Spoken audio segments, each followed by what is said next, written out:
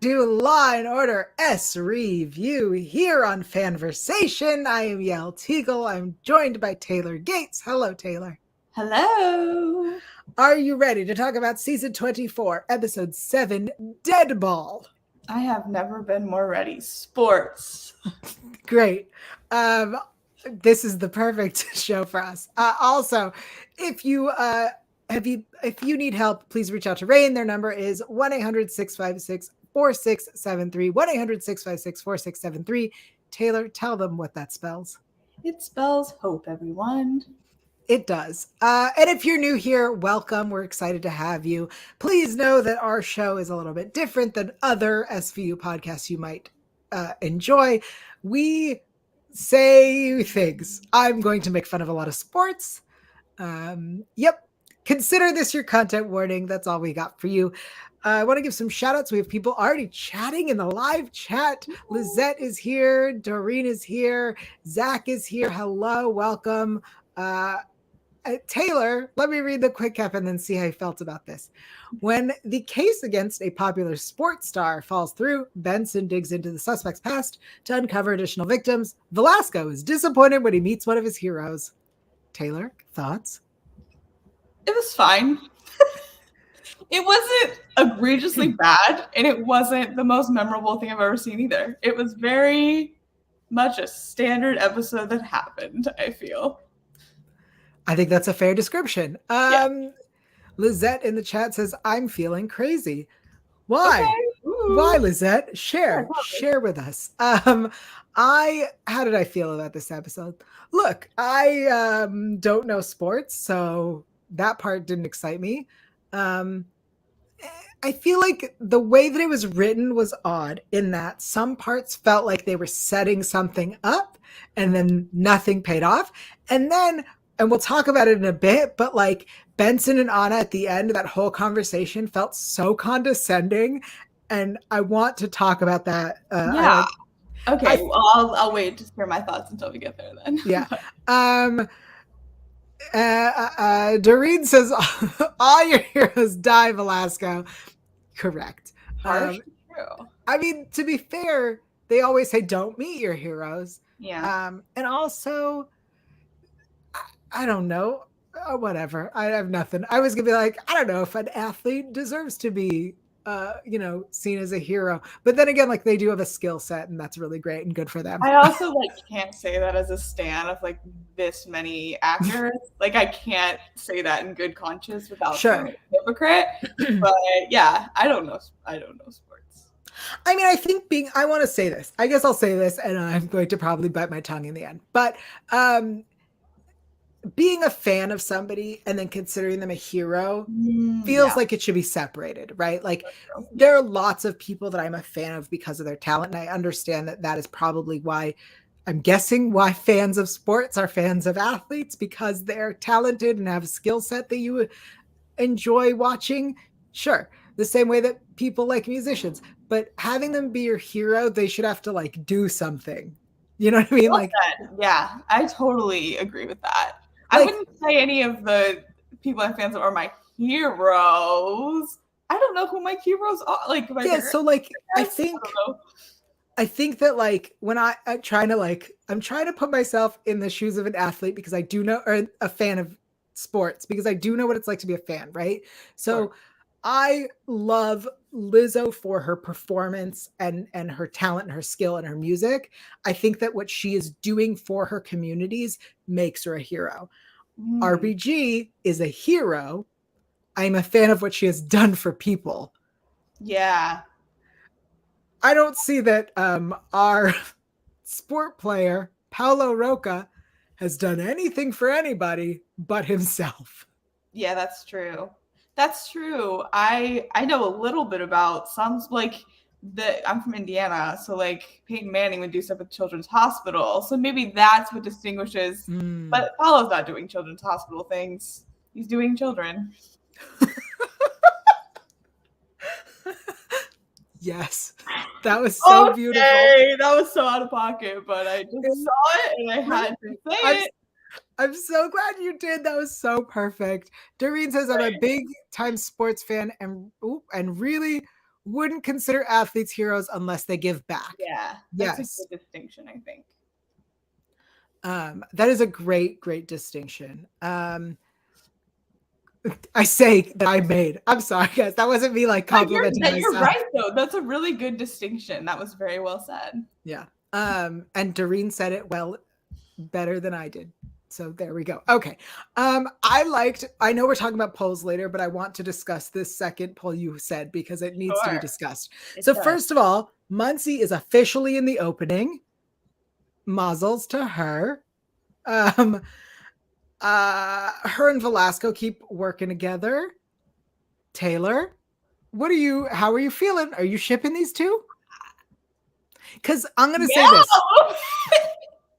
I feel like I am being suggested that I should ship it. I'm being forced to ship it. I feel like they're being like, hey, here's a ship.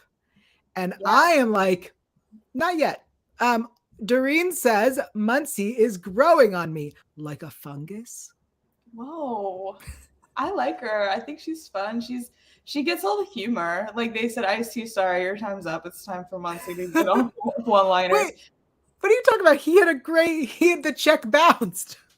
No, he does. He does too. But well, I guess like she's filling the hole that Munch left then because he was also like had some zingers.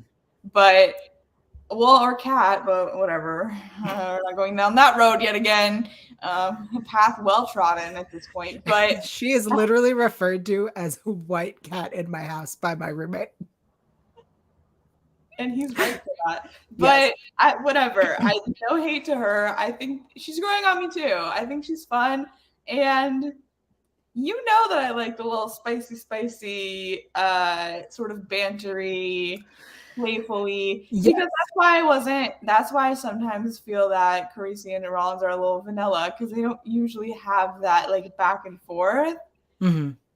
Muncie and Velasco have been having that back and forth, and I am a sucker for that. So that's maybe why I'm a bit here for it. Okay. So I understand. However, no, I want to make a distinction. However, every time a man and a woman are in the same room together doesn't mean we have to ship them. And I will say that but I don't think that I think I'm not reading into something that they're not putting there on purpose. No, it feels like they're putting it there and being like, this is a ship. Yes, I agree. I agree that it's intentional, and that's why I don't feel bad for like picking up on it and but I do feel it's a bit obvious too. So it's like, yes, how are we balancing that? But whatever. I think it's fun to listen to them. At least they have personality. Like Velasco has a personality now. We love that. He's not just Elliot again. So that's nice. He's doing other things and forming other relationships. And so is she. And I think that's nice to see. So Strong God Army, welcome, says, I feel like the procedural struggle to show the difference between a friendship and a potential relationship. And I totally agree. I will say this. I think that their football, soccer conversation, fine. You want to make a joke about football and football. Like, sure. Wonderful. But fine. But I cannot condone a ship where a man tells a woman what to eat and what not to eat. That's fair. I'm so sorry. You cannot. I get that it's supposed to be cute banter, but it's not. We have Benson telling her how to dress, him now telling her how to eat. Like, this woman is a grown-ass adult living her life. Really good point. Why are we trying to My Fair Lady her? Like, I don't understand. Like, it's fine. Yeah, that's actually a really valid point. And I know what they were trying to do, but you are correct that objectively, that's a little. I think they were trying to play on the Cheetos thing, like they. Yes, sure, but yeah, maybe do that in a different way. It could have been her offering it to him and him being like, "No thanks, I don't put that much processed food in my body." You know what I mean? Like, yeah. But him being like, "Do you know what's in that? You shouldn't eat that." And then I liked her joke. The vending machine was out of kale. That was funny, but I do not need us to keep telling this grown-ass adult who has a career, who let us know that she is a detective this episode. Like, we don't need to be micromanaging her life and telling her she has to wear a blazer, she has to eat, snacky foods or whatever. And like, not to get super into it, but there's like a very problematic thing in our world where we monitor people's eating and their food. Mm-hmm. And food is things you need to consume. All food is things you need, right? Like your body needs food. Anyway. No, you're absolutely right for that, honestly. And especially on a show like SVU, where it's talking about like women should have control of their, like, this is a bit of a weird choice. I hadn't really thought about that, but you're right that objectively that's an odd kind of road to go down in a way. Yes. And I 100% understand that it was like a cute moment of banter and joking. But if it happens, when you're used to seeing that happen all the time in life, it's no longer a cute joking banter. Yeah, that's fair. That's actually that said, fair. It would be so nice if there was kale chips in a vending machine. Yeah. What did I have the other day? I went to Erewhon one time, okay? To what? Erewhon, it's a very fancy grocery store here in Los Angeles. If no one has, people not in LA have not heard of it. They had kelp I'm in LA and have not heard of it. You heard of Erewhon? It's like the influencer grocery store. Everything is so expensive, it's absurd. But I went there Why would I go there? Right. I went there one time before this picnic. Their smoothie was amazing. It was like $18, but it was really good. I'll give them that. But that's not what we're talking about. We're talking about the kelp chips that I bought, which I don't even really know what kelp is, but I bought it and it tasted kind of like mushrooms and it was really quite good. I feel like you can get that at Trader Joe's. Probably. I never have gotten it from Trader Joe's. I've only gotten them from Erewhon. I'm going to buy you some. Thanks. They're super good, guys. Kelp chips. All right. It's a nice little, I think, in between kale and Flamin' Hot Cheetos because they're puffy like Cheetos, but they're nutritional like kelp chips. So, Muncie, if you're listening, go ahead and try a kelp chip and see how you feel. This episode is not sponsored by kelp chips. But if you guys want to sponsor us, let us know. Absolutely. We will eat it on air. Yeah. There's a whole discussion happening about snacks now. All right. So our case of the week is this soccer player who abuses women. Cool. The whole thing about all the women that they had, all the civil cases and the NDAs, I just watched the movie She Said, which is about the Harvey Weinstein case. And I was like, oh, is that what we're doing? Because no one can talk because of all the NDAs. Like, is that where we are? That's not where we went. Although it is anyway, whatever. It's too similar. Lizette asks, wait, Taylor's an influencer? Yeah, guys. If you hadn't noticed with my 4,000 followers. Kind of influencing the whole world right now. She's a Twitter influencer. Yeah. God help us all. She's going down with that ship. Yeah. All right. I really liked the way we resolved the case of the quarterly payments from his personal account. First of all, I think it's weird that he's doing quarterly payments and that's what they agreed upon. That seems odd, right? A little bit. Especially because it's not a bit. I feel like if it was coming out of the business account, quarterlies makes sense. But who's thinking quarterly from their personal account, Yeah, that's odd. That's very businessy. Also, the fact we just dropped the case about the report, I can't believe we started with that because it feels like a completely different episode. And that's so interesting how they had a relationship 8 years ago. She has a daughter from that. And then we just didn't care after 10 minutes. I thought it was crazy. I agree. I think that because like I said earlier, it felt like they were setting up all these things to go somewhere and it didn't. And I think that her story specifically with that, there was a previous relationship. Turns out she has a kid. It was recorded. Everything about it felt like we were going to get some wild, crazy twist. And then it was that she left. There's a movie in there too. Woman is wronged by this guy, has a kid. She becomes a sports reporter to get back at him. It's giving Good for Her cinematic universe. It's giving Gone Girl. That's crazy. I want to see her story because that doesn't just happen by accident. Like, that had to have been a lot of steps that she planned to get there.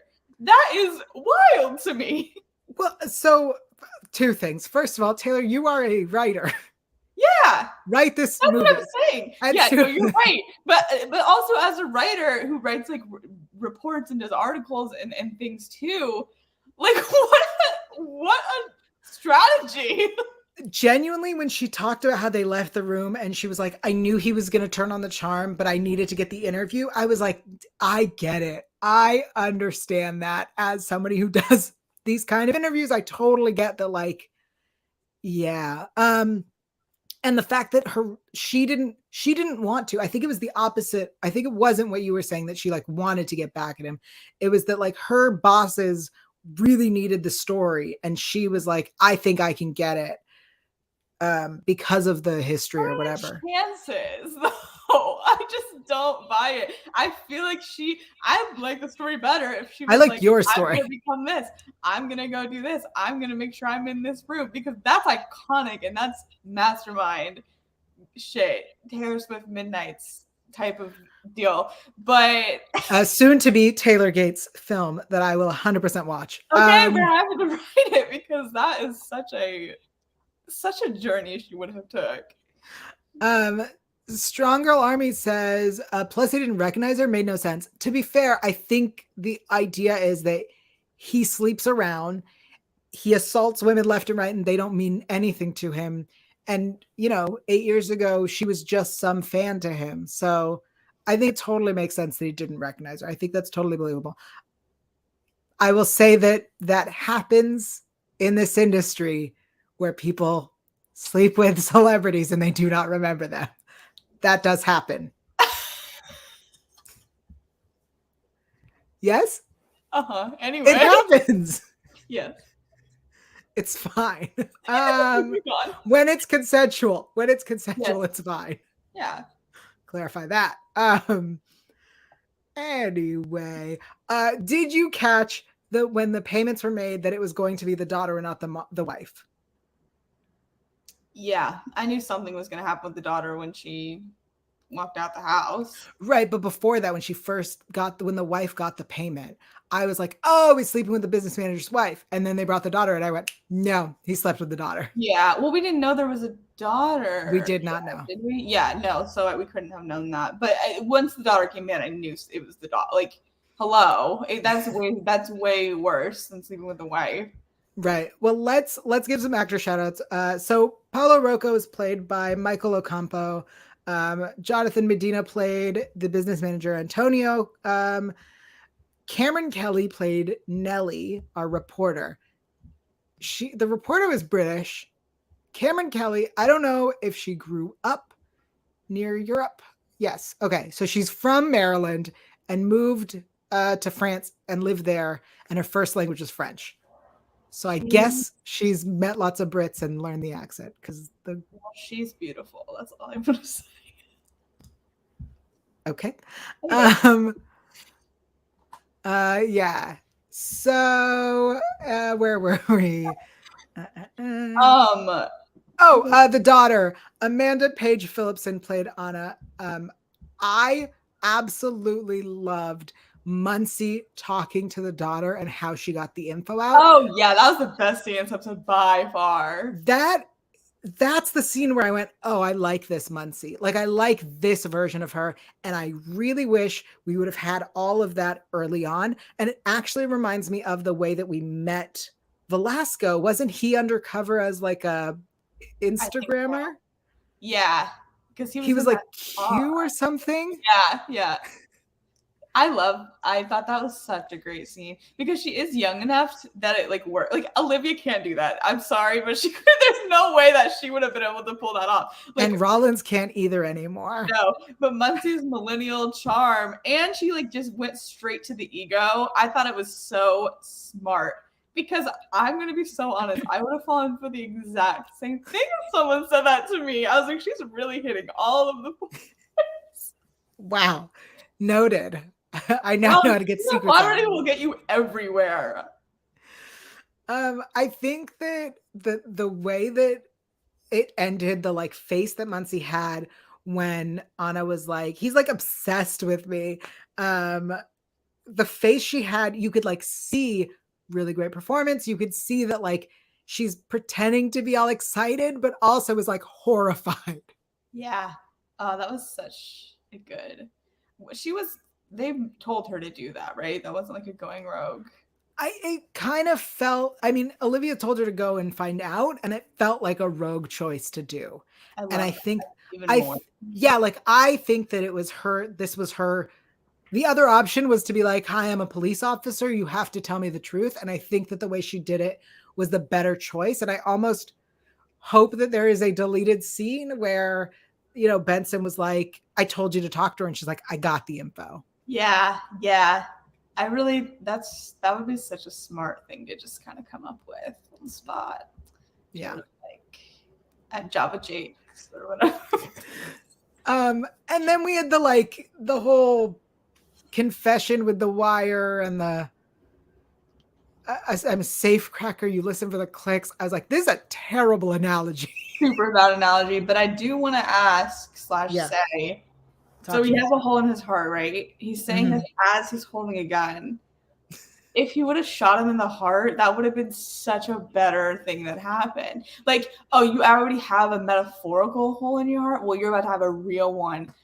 And they didn't even do that, which I thought was so upsetting. Come on, that would have been so camp. He fired the gun and hit nothing? Nothing. Nothing. Hit him in the heart. Give him a hole in his heart. It was right there. It was right there. It would have been so good. And yet, why are you saying hole in your heart while pointing a gun if you're not about to put an actual hole in his heart? I'm sorry, but that is my qualm. I really wish, because he hit nothing, it almost would have been better if Paolo had been like, you suck at shooting. Like, Ed, you suck at shooting. Yeah, any reaction to that. I also this is so dumb, but I'm going to have to say it. The fact his name was Paolo, it was giving Lizzie McGuire, like, the whole time I was saying, sing to me, Paolo, in my head, because I can't ever have a character name that's not associated with the Lizzie McGuire movie. Just needed to say that. Needed to get that off my chest. The generational difference in that, I know I'm going to assume a lot of millennials were like, Paolo, oh yeah, from Friends. Have you not seen the Lizzie McGuire movie? Of course I've seen the Lizzie McGuire movie. I'm pretty sure Paolo was played by a nice Jewish boy, if I remember correctly. I love that, but also sing to me, Paolo. Okay. Doreen did not like that the father came through for the confession. That seems interesting. I did like that it was the dad, because they were business partners, they were friends, it made sense that he would be the one. There was a part, oh my goodness, when I don't even remember what the actual line is, because my notes is what I heard. And I want to say that it was Antonio to Paolo. My note says, tell Cersei it was me. Because of the way, you know what I'm talking about? There was something he said where he's like, I want him to know that it was me. And I was like, tell Cersei it was me. I know what you're referencing, yes. I thought about writing the actual quote, and instead I wrote literally what I heard. With me. I like that. Yeah. Oh, I see. Strong Girl Army says, I feel like a better lawyer would have made that something of a sting operation. But the one guy just folded. Honestly, it was, the whole thing, it was messy. It was messy how it was handled. This whole safe cracker thing was stupid. No offense. The fact they didn't get shot in the heart. Whatever. I really, I'm like, there are things that I loved, and I'm not sure if I want to save them for best lines. So I'm going to save them for best lines. I'm moving them to my best lines section so I don't forget. Okay, let's talk about this conversation at the end, because these are not best lines. These are they're lines that happened. Yeah. Okay, so the scene between Benson and Anna was the most condescending discussion I've ever seen, rather than being helpful, right? So she says, I know that you think that. First of all, that's mean. That's not how you talk to somebody. I know that you think. Here's the thing. I don't care. I kind of like it when she gets a bit condescending. We've seen it in Babes. We've seen it. Yeah, but that's different, totally different. Because in Babes, the girl was sassy. She was being sassy. And at this point, what she's saying, right? She says, you know that adult men have more power and experience and ego. And the girl's like, talking about ego, the boys my age suck. And she says, it sounds like you're meeting with the wrong types of boys. First of all, that's not helpful. That is rude. Like, this is a child. And the way that you're talking to her, because Anna was never mean to her. Anna was never rude or dismissive to Benson. And Benson was talking to her in a way that was like trying to help her, or the conversation should have been that. But instead, she's like, at 17, you just don't know what you think you know. With a little bit more, and this part made sense and was nice. With a little bit more time and perspective, you're going to look back and see the whole thing differently and so clearly. I know because I've been there. And I think that she should have started with that. Yeah. And because I know you think that, and sounds like you're hanging out with the wrong types of boys. And at 17, you just don't know what you think you know. This child is going to shut down and not listen to you if you talk to them like that. But here's the thing. She didn't. And that's what my whole thing about this scene was, that I was going to say earlier. The fact that she's like, defensive, rightfully so, as you've established, because she thinks you're condescending. But then she says one thing, and then she's like smiles and nods. I'm like, what did she say that made you fine with what she's telling you? It was like, okay, we're out of time, so we have to wrap this up. Right. Happy ending. No, just give it an ending where she doesn't believe you then, because I don't buy that she's smiling at you at this point. Yes, 100%. That scene was so wrong. The scene was wrong, right? Like, Benson handled it in a way that felt like Benson had never spoken to a teenager before. And the girl was not listening. And then sure, at the end, she's accepted it. Like, I totally get Benson being like, I've been there. And I believed the same thing. And I thought that I loved him. But as you mature, you'll get there. Look at who you were 3 years ago. You're not that same person. You're going to keep growing. Hate to say it. Maybe we should add Muncie there. Sorry. You know what? I'm right.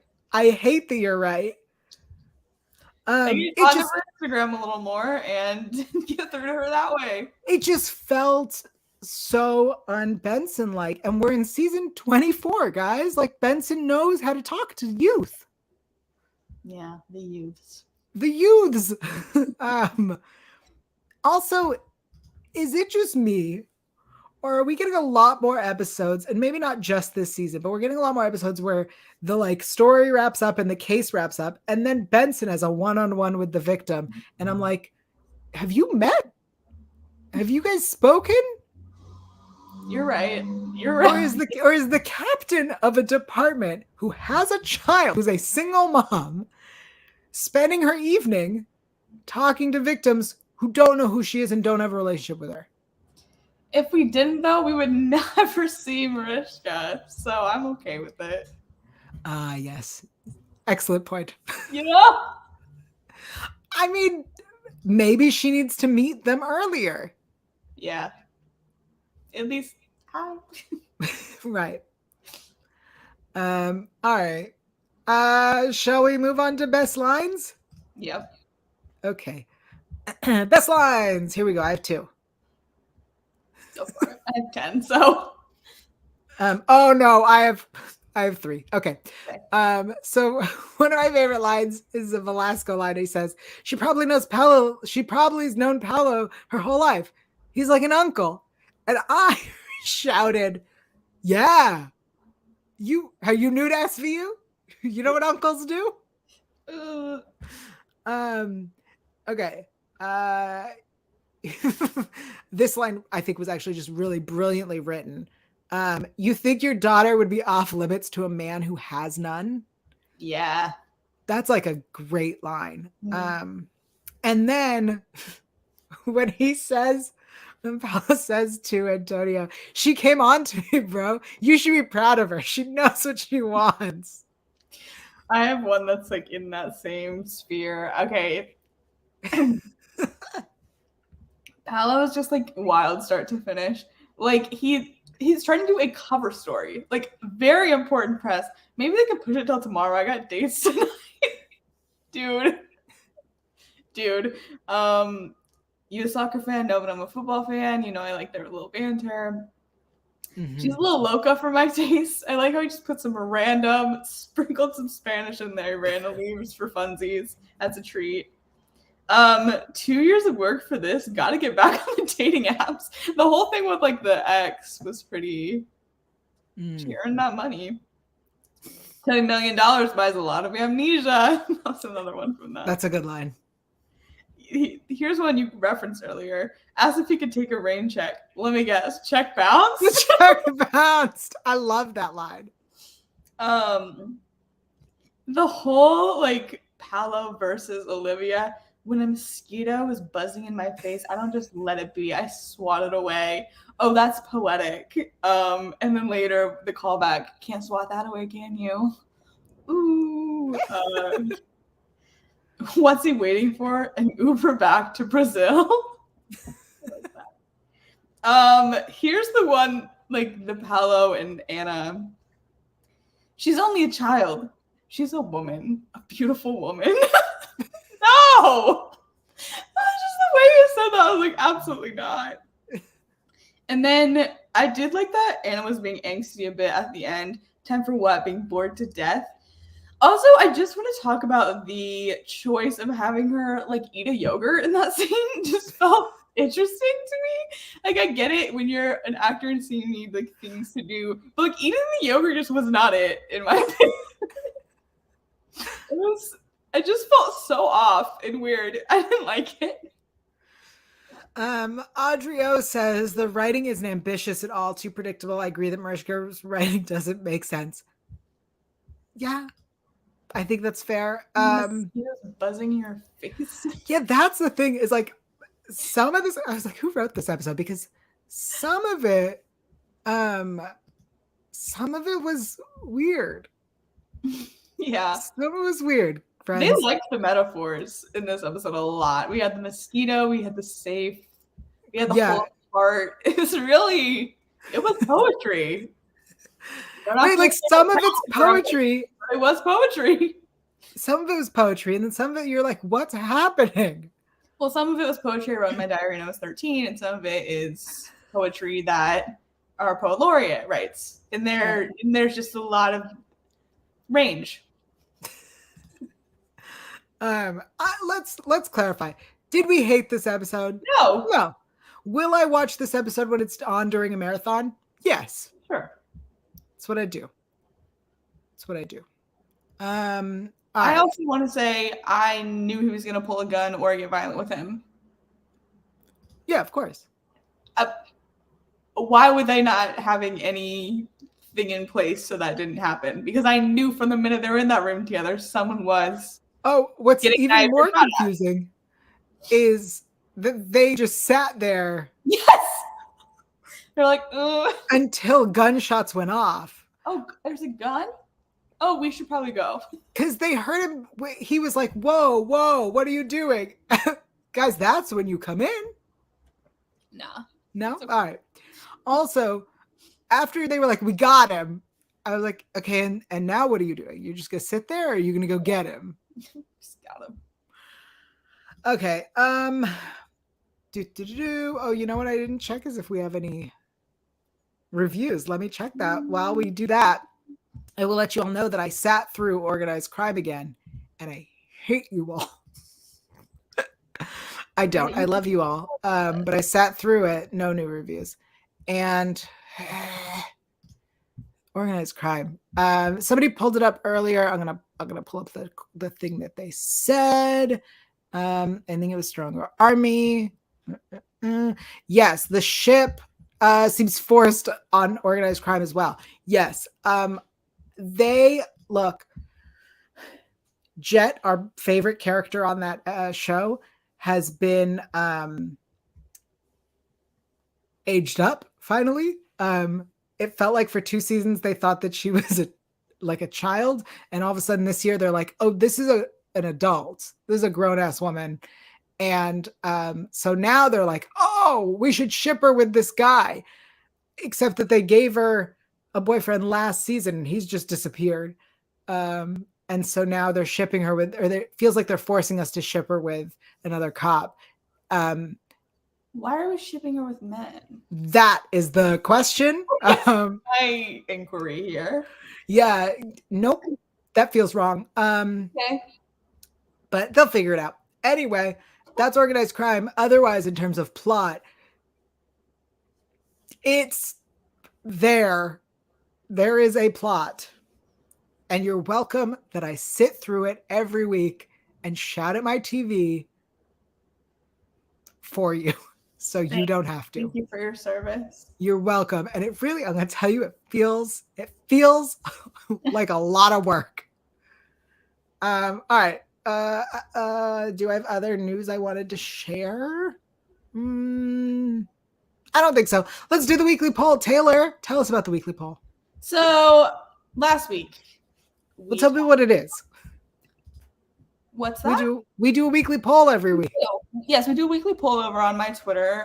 Again, we discussed when we went down with that ship, better for worse. But last week we wanted to know what your favorite girl boss episode was because we talked about controlled burn. In last place was Sally Controlled Burn with 7.7% of the vote.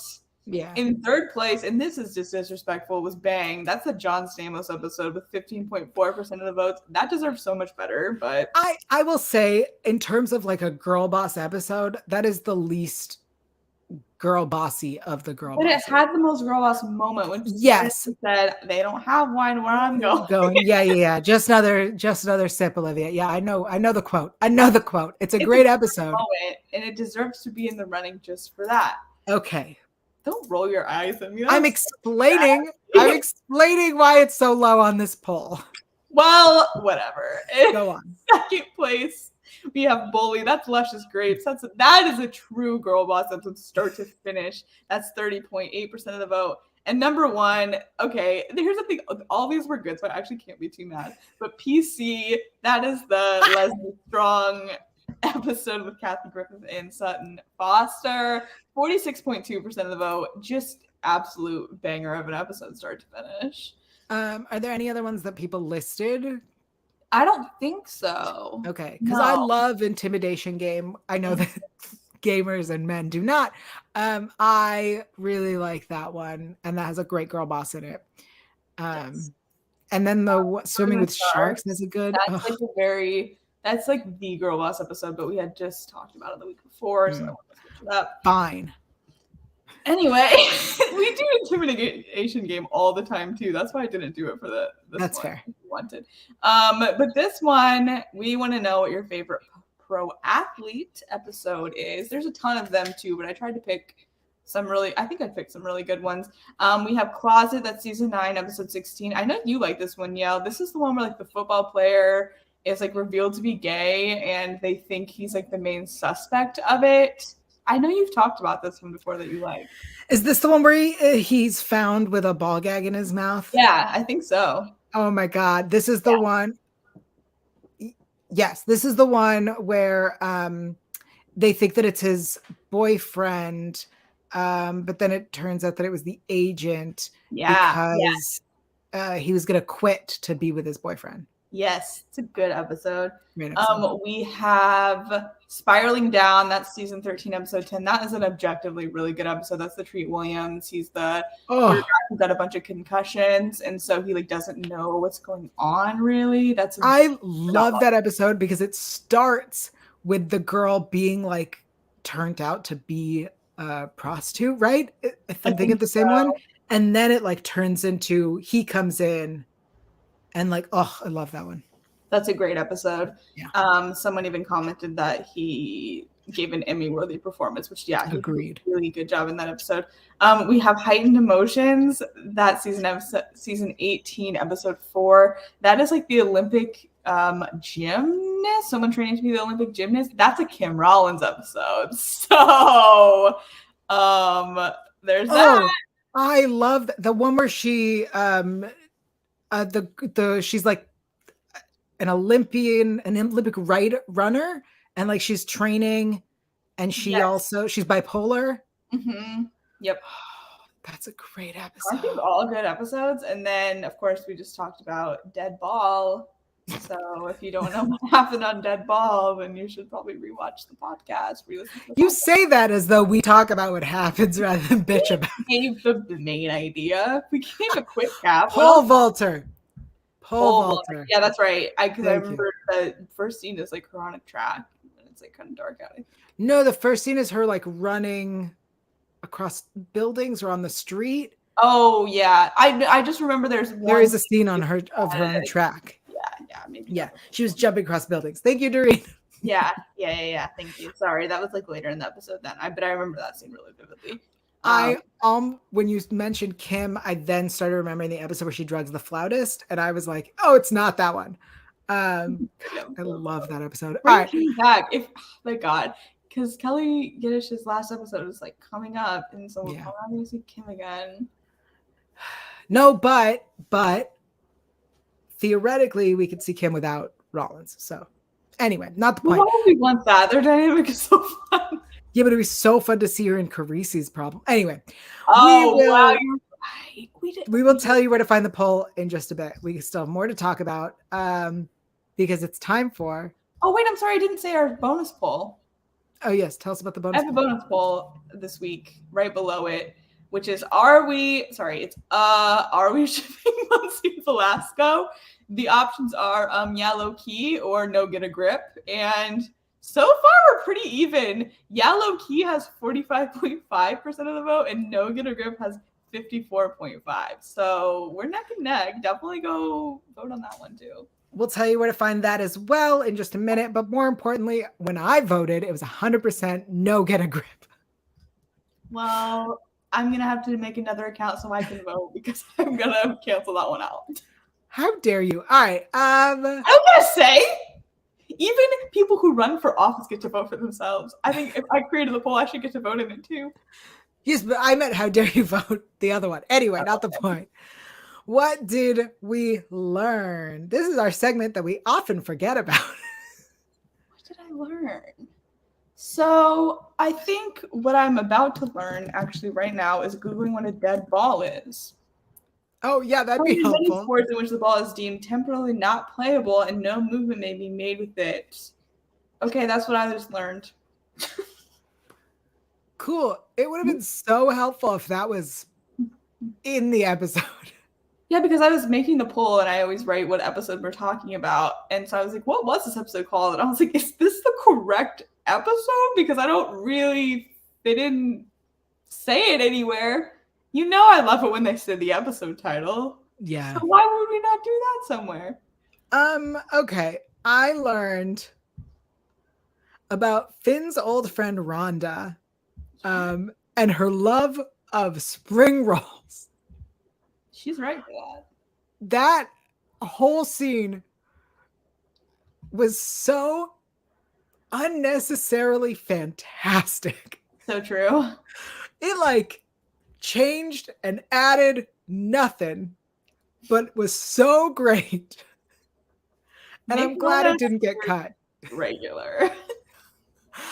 I would have loved if she's recurring, if we could see her again. Her and the nurse, and who was the person last week? What nurse? Sassy nurse? Yeah. Sassy nurse comes in and out all the time. That's okay. Naked, but we talked about how we wanted that to happen, and then it did. But West Wilson? Who was the guy last week? West 10th Wilson. West 10th Wilson. We want him again. Have our little supporting character cinematic universe. I feel like there were previously, because I watched, as you know, I like to watch every time a marathon is on. So there was a time when Amara was there, that we would go and meet CIs or people that he knew on the street that he could talk to from his narc days. And so Finn also should have people because he also worked narcotics. So like there are people that they should go to, and it would be such a beautiful way to add texture in that, like, this is a city that they've been working in and living in for so long. It would be so nice if they could go back to people. If they were like, oh, this happened near West 10th. You know who we should call? West 10th Wilson, because he would know. I like that. I think we should do that too. I'm not saying it's not a huge city. I think it would be nice just to see them, you know, right. Because it's like in the early seasons, we'd meet CSI techs and it would be the same CSI techs over and over. And then I assume, just going to assume that they all have been promoted and moved up. And that's why we don't see them anymore. But like, you know, people on the street, Sister Peg type people. I was just going to say Sister Peg. Yeah, she's the prime example of that. I miss her so much. Rest in peace, Sister Peg. Who took over for her? Who's helping the sex workers? Sister Meg. It would be really great if they were actually sisters. That would be iconic. Where's that spinoff? Come on. Organized nunnery. Like, what are we doing right now? I love that. All right. Before we wrap up, I want to remind everybody that you can rate and review us. If you like us, give us 5 stars. If you don't like us, you can give us 4 stars. The other star is still broken. Leave a comment. Let us know what you like. Let us know what you don't like. Let us know how we can be improving. That's on iTunes. If you would like to comment about the episode, the best way to do it is here on the YouTube or on iTunes. But here on the YouTube is actually the best way. Also, we're available on Spotify. If you're on Spotify and you're listening to us, you can see us. Hello. We're also video now. We're live on Sundays for people who want to join the live chat. We sell merch. It's ridiculous and silly. Somebody bought a Noah Be True to Yourself item. And if that was you, please show it to us. Let us see it. We would love to see you and your swag, and we can feature it here on the show. And congratulations and thank you for buying that. If you want to buy ridiculous merch, it's mostly ridiculous and then this really sweet, like, Noah, be true to yourself stuff, but mostly ridiculous merch. Also a baby onesie that says slam and pair of jeans, so we have the range. Like I said, ridiculous. There's a link below wherever you're listening or watching. The link is there. You may have to copy and paste it. Okay, that's it. Until next time, Taylor, where can everyone find you in the poll? You can find me in the poll on Twitter at @Elphaba_, you can also find me on Instagram at Taylor_Gates_. You can find Felicia on Instagram at It's Felicia Michelle and on Twitter at It's Felicia On Air. Listen, Twitter's dying, so you can find me on Instagram at Yael Tygiel. That is YAELTYGIEL. Also, I'm on TikTok. I'm sorry. Yep. Yeah. The TikTok is less entertaining, so you don't have to go find me there. But if you want to, it's at the Fat Girl Show, which is also an Instagram. I think that's everything, everybody. Okay. We'll see you next week. Bye.